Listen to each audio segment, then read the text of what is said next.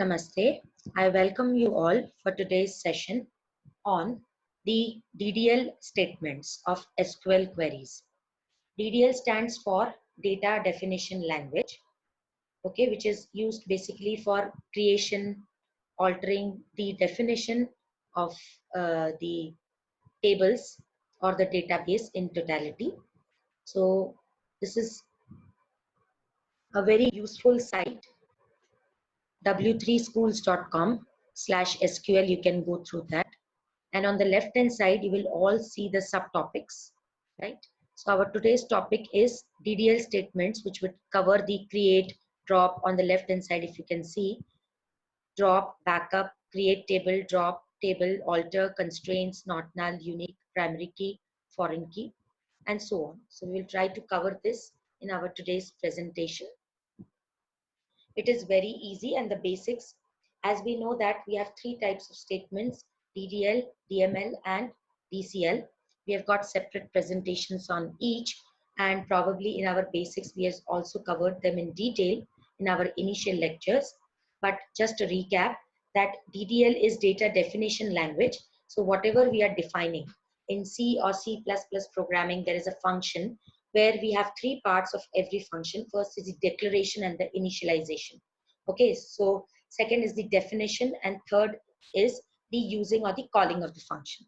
Okay, so definition of the function means you define what that functionality of the function is going to be. For example, if it is add two numbers, so in that function you will define, okay, the addition of the two numbers, maybe with some operation or whatever technique you are going to use in that function. So that is called as definition of the function. Okay, so similarly, we have DDL statements in SQL. DML means data manipulation language. So from the name itself, manipulation means to update the existing data. Updation means insertion of the data, maybe modifying the data or modifying the existing values, delete the data, and so on. So basically, you are doing DML operations on the existing data. Whereas DDL operations are that you are creating the database, okay, the table definition, so on. DCL is data control language, where you are going to have such statements which will be controlling the database. For example, granting the rights on the particular tables, maybe admin, read rights or write rights or update rights. Okay, we have already seen in detail what are concurrency and locking protocols. So similarly, that is something known as grant. Then you want to revoke. So unlock the protocol means revoke the uh, rights which you had given to the particular user. So if there is a DBA, that is database administrator, so it will grant the particular access on the tables to a particular user. Maybe on some tables, he may not grant. After granting, he may revoke after some time. For example, we are taking the lecture on Zoom over here. So if there is some mischief happens, okay, we revoke the person to exit. Okay, so we remove the person from the meeting. So what we are doing, we are revoking the permission of being there in the group, right? And this may be voluntarily done if there is a mischief in between. Okay, so this happens with the DBA also. So that is known as DCL statements. So today our main focus is on the DDL statements. So we'll start. As seen, that we are taking the example of customer table. Okay, so we want to create this customer table as customer ID, customer name, contact name, address, city, postal code, and country. So basically these are known as attributes or the columns of the table, and these are called as tuples or the rows of this table. So this is the data, and this is probably the part of the definition, right? Customer name is the name of the table. That is also a part of the definition. You can relate this in terms of C language. Whenever you create a structure, you define the structure. What you specify, the name of the structure, the data members of the structure, right? Similarly, if you go to object-oriented language, for example, C++ or Java, you create the class, and class, you define the class name, you define the data members and the data functions, member functions. So similarly, in DBMS, you have a table, okay, that will be similar to a structure name or maybe a class name, and you will have attributes, that is called the columns of the table, and you will have the data, that are the rows or the tuples of the table. So the above table contains 5 records, one for each customer and 7 columns, right? So there are 5 record means 1, 2, 3, 4 and 5. So these are the 5 records. Okay, and there are 7 columns: customer ID, customer name, contact name, address, city, postal code and country. So these are known as attributes or the 7 columns. Okay, so when we select, as we saw last time in DML operations, that select star from customer. But if we go to the create database, we will try to first create the database with the name of keyword database and with the name of the database.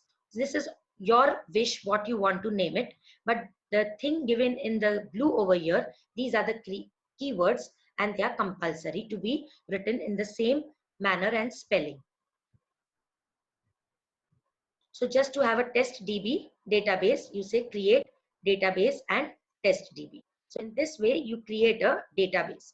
Now in this database, you will have multiple tables. Okay, so for example, if it's a university database, so you will have the department table, the teacher table, okay, the courses table, all those things, library table, all those things will come, tables will be combined into this database of the university. Okay, similarly, if you have some another database, for example, the society name. So if there is a society called XYZ, so there may be different buildings. So while creating the information of the entire society, you can create different tables with the name of different building names, but that will come under the single database of the name of the society, right? Similarly, first you will create the society. So there is just a description given for you that make sure your admin privilege before creating a database. So obviously, as we said, that DCL statements grant and revoke. So you should have the permission to create a database, right? This is not in everybody's hand. Once the database is created, you can check in the list of database with the help of following command, say show databases. So when you will write this database on your command prompt or whatever API you are using, you will get all the databases which are currently accessible to you.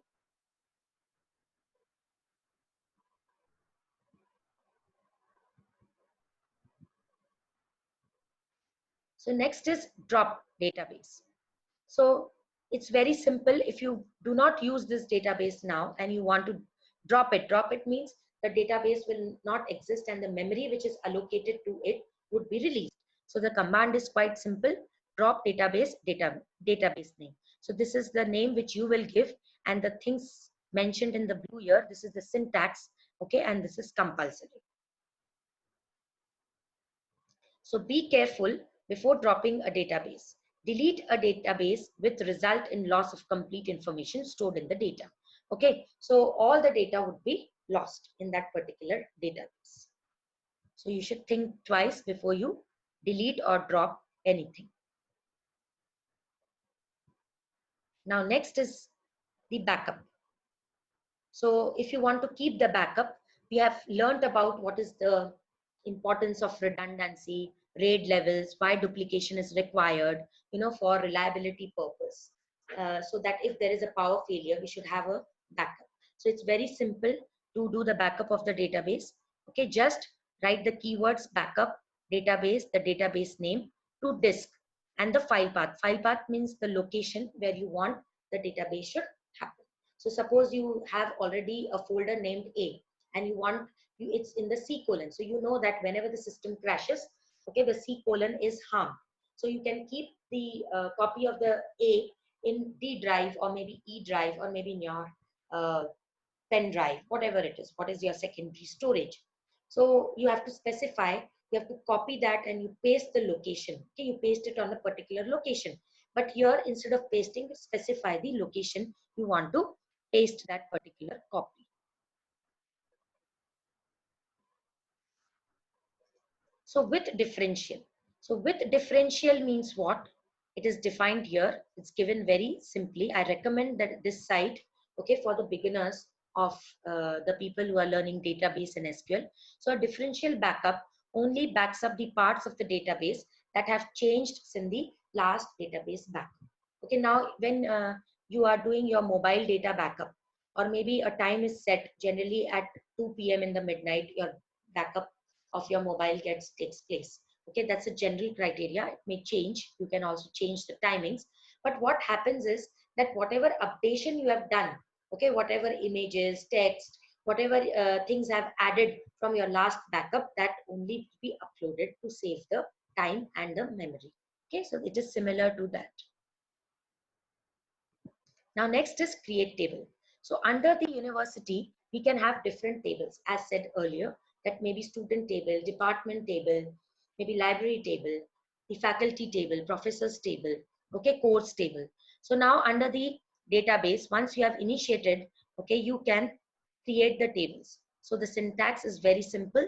Create table, table name, you can specify your own name, column 1, data type, column 2, data type, column 3, data type. So as similar to a structure or the class definition, similarly, you have to define the table name and the attributes or the columns and the columns data type. In any programming, whatever variables you are using, you should mention that what are the data types. Okay, now in our one of the lectures, we had also discussed about the various types of data types. You can go even through your DML lecture. In that, we had specified about char, numeric, and so on. And there was a specific lecture which even differentiated the difference between char and varchar. If we have time, we will again repeat it as a revision.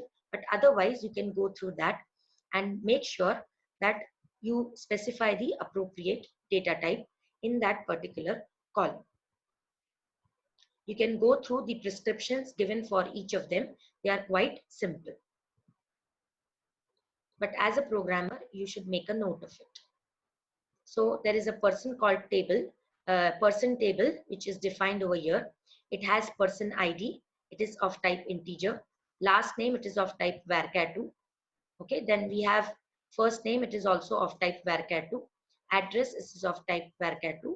And city, it is of type varchar2 again. Now, what is the difference between char and varchar2? If suppose last name is defined varchar2 255, but you are only requiring 15. So rest of the memory is freed for some another purpose. Whereas if you declare it as char, then it will be fixed type of memory, static and dynamic. We've also discussed in our C++ lectures, even in our C lectures. So dynamic and static memory management, static means it is fixed, and dynamic it can change on runtime. Okay. Whereas if you want to change the static data, you have to done it before the compile time. Or if you change after the compilation the static data, you need to again recompile the data. Okay, so similarly, if it is a char, if last name would have been a char 255, the fixed 255 bytes of memory would have been allocated. But if it's a varchar means variable. So if only 15 is being used, it is a variable type of definition. Only 15 would be used and rest. Okay, so 255 minus 15, rest would be freed for some another purpose. Because at dynamic time, we do not know what can be the maximum last name a person can enter. Okay, so that is fine.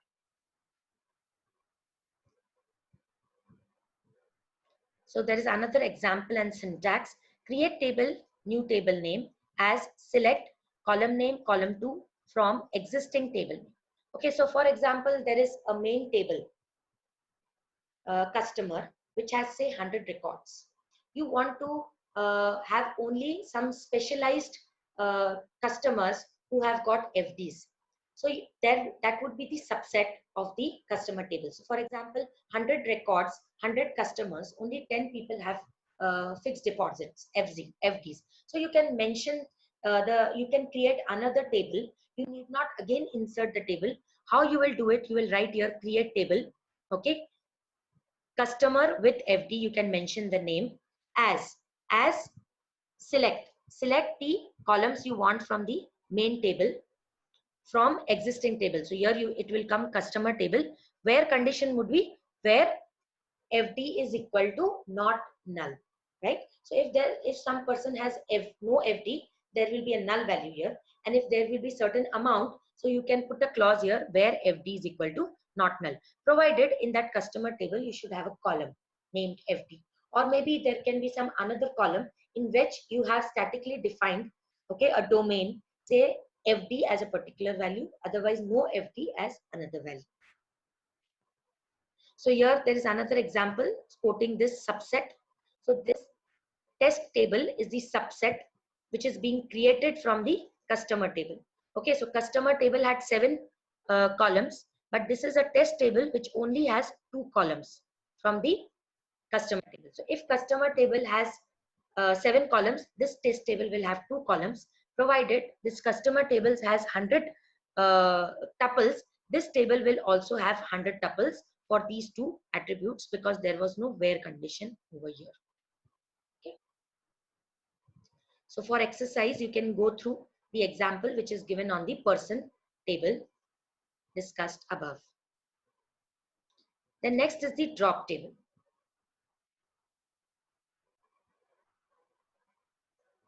So drop table, if you want to drop the table name similar to the drop database database name, similarly you can say drop table name.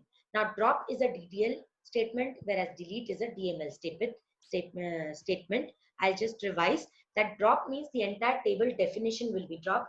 If you say select star from table name, this will say that the definition does not, this table does not exist. But if you say delete from table name, still the definition exists. Okay, and if you say select star from the table name, it will say that no rows selected, but it will not say that this table name does not exist. So delete is a DML operation, whereas drop is a DDL operation. So you can just specify the name of the table name and your data gets dropped. What is truncate? Truncate is used to delete the data inside the table, but not the table itself.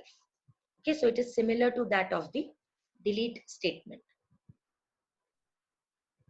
Alter. So alter is used to add, delete, or modify the columns in the existing table. So basically alter is a DDL statement.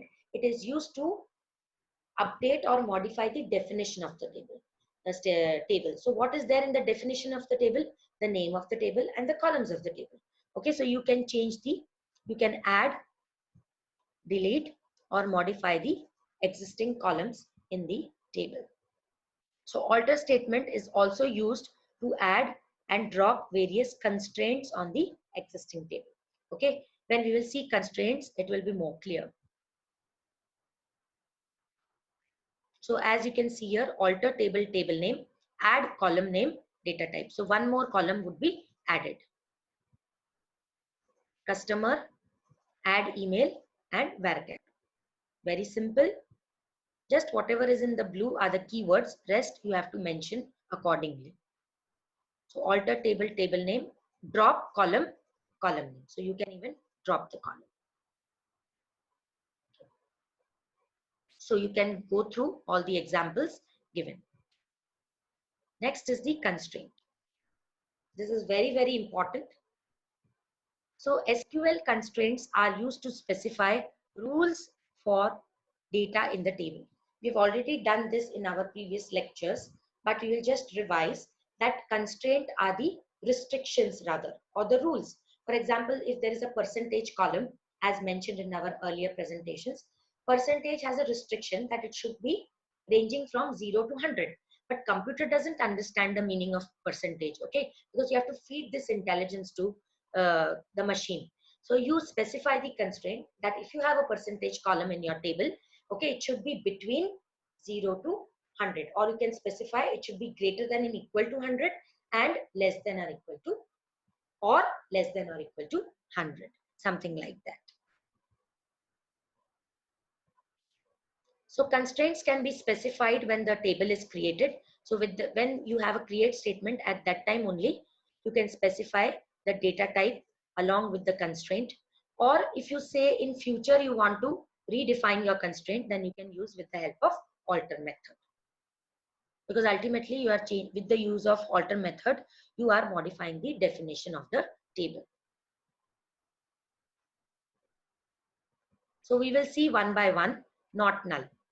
So not null is ensures that the column cannot have a null value. Okay, so if suppose there are some columns, it is compulsory that it should be a not null value. You can specify this during your create, or maybe you can add later. Okay.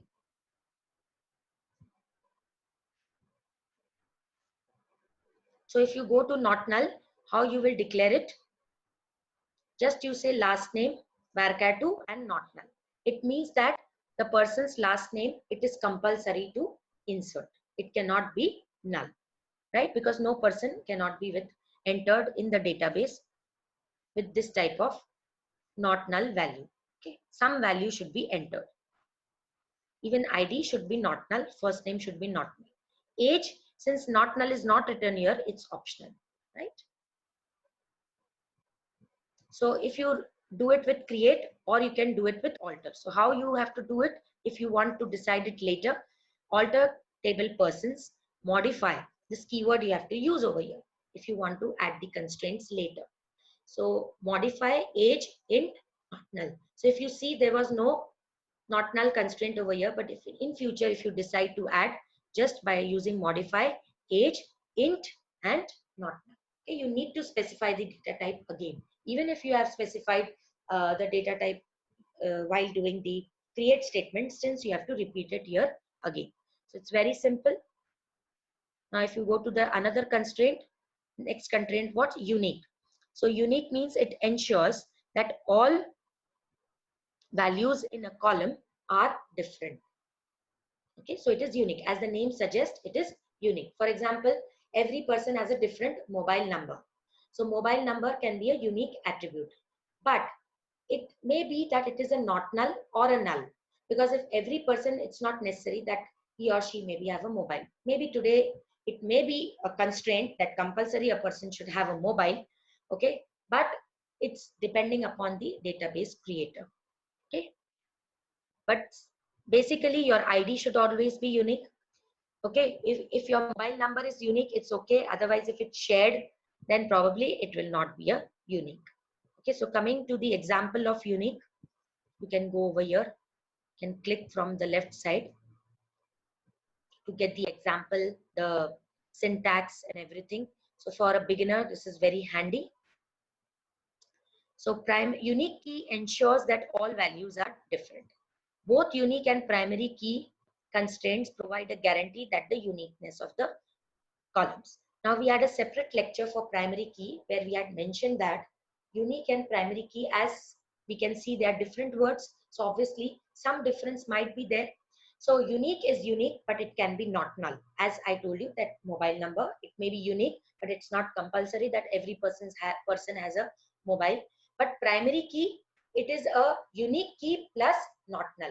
Kindly make a note that primary key is the key of the table or a column of the table which defines the table uniquely, not only uniquely, but there is a constraint that it should be not null.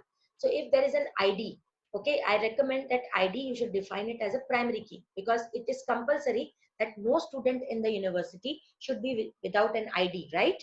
Okay, and it is unique also, and it is compulsory that it cannot be not null. So as seen over here also, persons, ID, not null, and unique. Okay, so if you want to replace these two words, you can directly write your primary key, right? Because not null plus unique is nothing but the primary key. We will see that later. Then last name varchar2 not null, first name varchar2, so this constraint of not null is not there. Age int, it is not null, constraint is not there.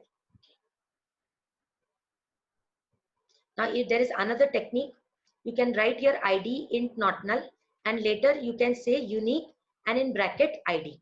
So this is another way of defining it. Mention the keyword unique, and in bracket you can mention the already defined column. So there is an example given here where you can add the constraint with the keyword. Okay, this is the column name and this is unique. You can, this is not the column name, this is actually, these are the column names, and this is the constraint on the column names by the name you provided over here. Okay, so what you are doing here, you are, as you define the name to the table, You also define the name to the constraint, but this constraint is on these column names. Okay, so you are making ID and last name as unique. So what is the difference between unique ID and unique last name? The combination of ID plus last name should be unique. So in this particular case, it may happen that the ID is 1 and the last name is say A. Okay, so you can again repeat 1, but the last name should be different, or vice versa. The ID should be different and the last name can be same. So the combination should be unique. Okay, so 1 comma A is different than 1 comma B. Okay, and 1 comma A is different from 2 comma A likewise. So coming to the next part. So we discussed not null, unique, primary key. Now we'll go to the primary key. Now you can directly click over here, or you can directly click on the left hand side to go to the syntax. So as defined earlier, primary key, okay, it is a constraint which uniquely identifies a record in a table, and it should be, apart from unique, okay, it cannot contain null values. It cannot contain null values means it should be not null, right? So a table can have only one primary key. You should note this point.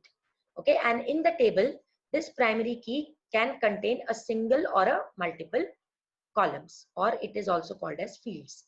So if you go over here, there's a person table, and here you define this ID as the primary key, right? So ID, int, not null, and then primary key. This is another method you can do it. Or you can define the constraint, the name of the constraint as PK. PK is primary key underscore person. See, you can write any name over here, but there are certain standards which makes us easier to identify later. So this is the name of the table, person. And PK is just to denote the shortcut of primary key. Then we add the primary key keyword. And here you specify the combination of ID and last name becomes the primary key.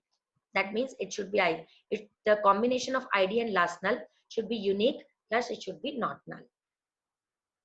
Okay. Now coming to the another constraint, it is the foreign key. So foreign key uniquely identifies a row or a record in another table. So what is primary key? A primary key is a combination of not null and unique, but it uniquely identifies each row of that table, right? But whereas foreign key, it uniquely identifies a row or a record in another table. Okay, we'll check for the syntax and the example. It will be more clearer. Now, a foreign key is a key used to link two tables, right? So basically, we always say that SQL we are using in a relational database. We had a lecture on different type of database structures, okay, schemes rather. That was network scheme. It may be a hierarchical scheme, okay, it may be a logical scheme, it may be a relational scheme, okay. So different type of schemas are there. So basically SQL is more famous for relational type of schema. And why we have selected relational? Because it is in terms of tables, and relations in terms of tables are very, very simple to execute using SQL constraints, and the main constraint is foreign key. So first thing to identify that the two tables are related to each other is that there should have a common column between the two tables. Okay, otherwise we cannot relate the tables with each other. And the another thing is that foreign key concept makes the relationship much more consistent, and less redundancy is there, because our design in normalization is that uh, our design design, that means our relational design should be such, entity relational design should be such that it should be consistent.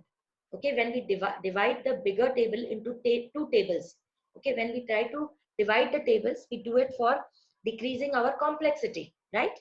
So while decomposing the table, we should take care that the tables should be related to each other, so there should be a common column. But apart from that, it should the consistency should be maintained and redundancy should be removed. So this is achieved in one form with the help of foreign key. Okay, so this is a very, very important concept to be understood. So basically a foreign key, I'll repeat, it is a key used to link two tables together. So a foreign key is a field or a collection of fields in one table that refers to the primary key in the another table. So in one table, one attribute or a column is primary key.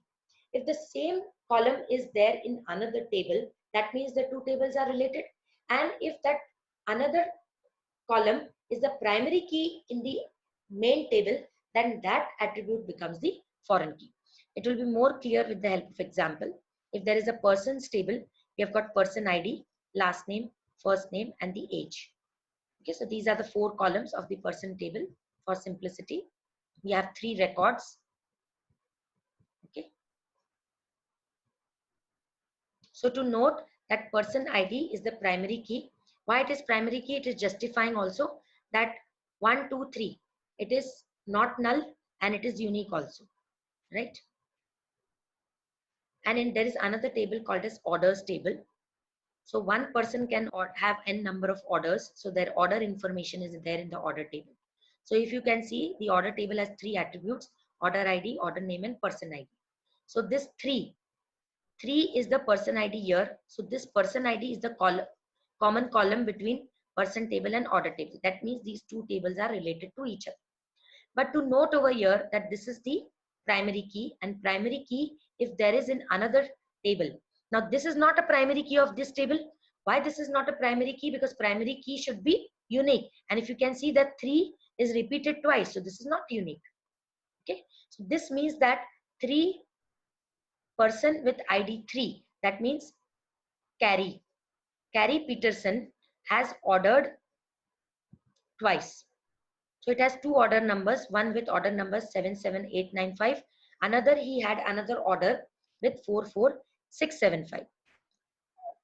Person ID 2, that means Tove Stevenson has only one order, whereas Ola Hansen has only one order with the order number 24562.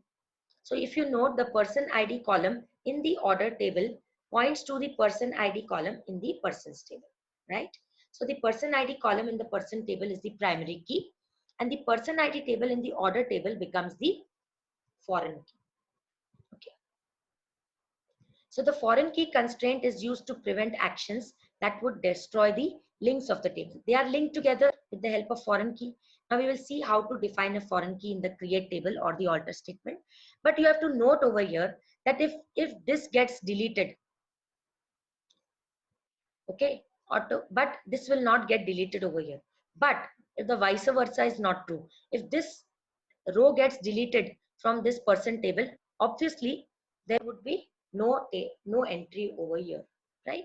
So that was the meaning of this statements. So foreign key constraint also prevents the invalid data from being inserted into the column. Now if there is no person in this, so there can be no person ID 4 over here. Okay, there will be some invalid data generated. So this is also taken care very easily. So let's go to the syntax. So table order ID is not null, order number is not null, primary key is order ID, and foreign key, just note over here, this is the attribute which is the attribute of another table for primary ID, primary key of another table, right? So you have to mention the primary key of the another table which is also a part of this table, and this is a primary key of which table you have to mention using the keyword references. So this is the person table, okay, and this is the primary key. Now if you note, these are the two same names, but if you want, you can change this name over here by say person identifier. So the name will change, but ultimately it will refer to the person ID column in the person table. Okay, so name cannot break this relation. Okay. But for simplicity, generally we have same names. Okay, but at times if it is confusing you whether, okay, so recontinuing the topic on the SQL foreign key constraint.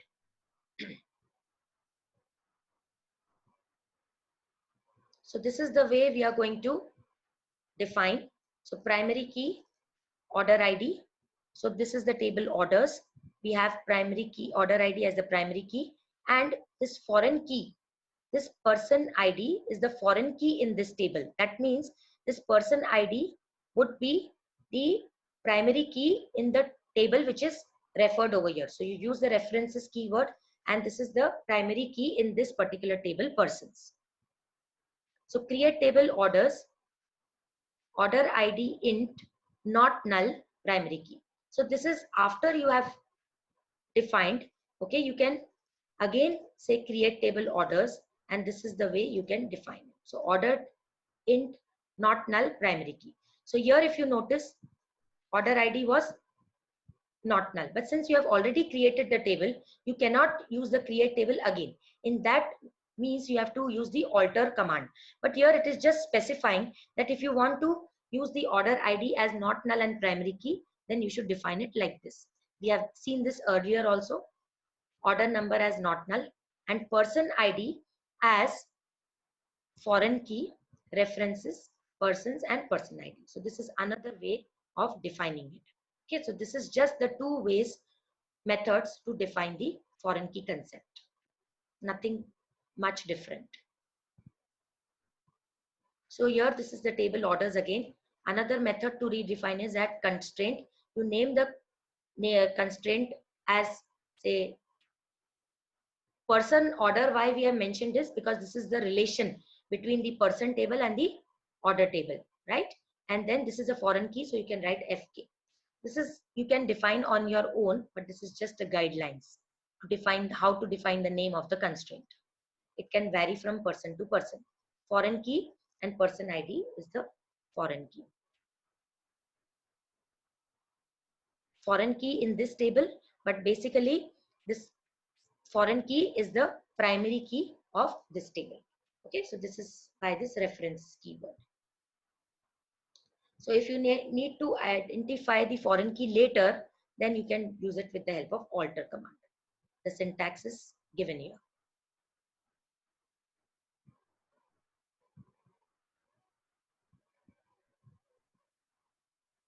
So there is another method of adding the constraint later with the help of alter command.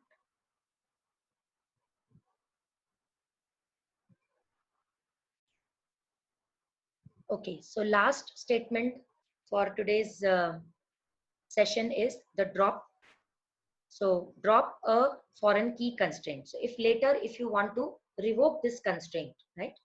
So you can use alter table, the table name in which that foreign key is defined, and you need to drop it.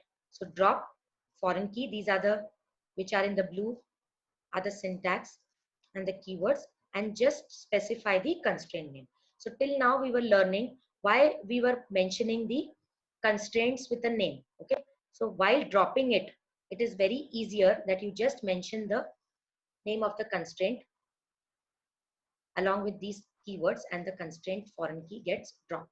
It is as simple as that. Okay, so alter table name, orders, drop constraint, and the constraint name. Okay. So you can have n number of constraints on a single table. So if you specify the constraint name, you can, if there are say 10 constraints and you want to drop only 2 constraints, then you can specify drop constraint, constraint name 1 which you want to drop, drop constraint, constraint name 2 which you want to drop. Okay, so this is all about today's session. We'll just have a recap.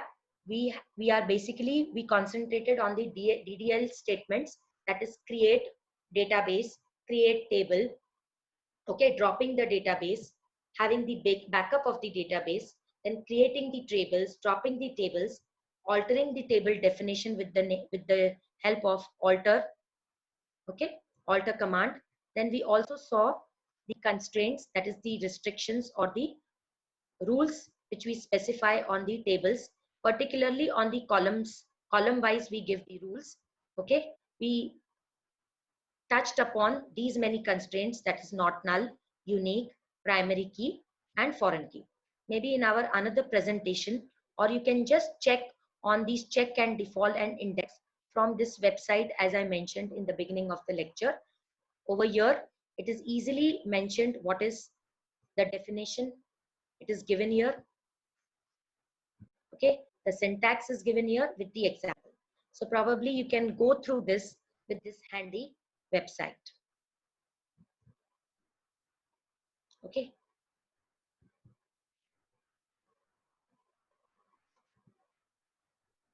So in depth, we saw about the foreign key, primary key, foreign key, how to create a foreign key at the time of create statement, how to alter it, the constraints, how to define the constraint names, and then dropping the constraints. So this is all for today's presentation. Thank you for your patience listening. Okay, if you have any query, you can drop me a mail mentioned, or you can send your query on the chat box or our group. Thank you very much.